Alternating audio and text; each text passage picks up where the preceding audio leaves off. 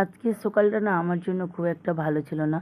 কারণ সকালে ঘুম থেকে উঠেই দেখি আমার বাম হাতে শাঁখা বেড়ে গেছে, বিছানার মধ্যে পড়ে রয়েছে। তাই তোমাদের দাদাভাইকে বললাম, তো দাদাভাইও বললো যখন বাড়িতে আছি চলো তোমায় শাঁখাটা পরিয়ে নিয়ে আসি। তো সকালবেলা একদম স্নান টান সেরে গায়ে অনেকখানি পাউডার ঢেলে বেরিয়েই যাচ্ছি। তো এই যে তোমাদের দাদাভাই টোটো নিয়ে চলে এসেছে।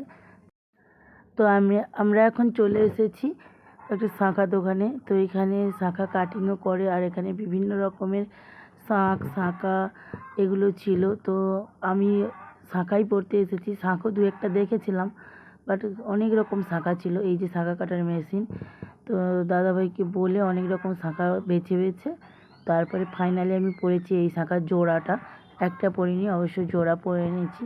তো আজকের মতো বন্ধুরা বিদায় নিচ্ছি, দেখা হচ্ছে পরবর্তী ভিডিওতে। আর শাঁখা জোড়াটা কেমন হয়েছে, পলাটাও নতুন ছিল, অবশ্যই কমেন্ট করে বলো।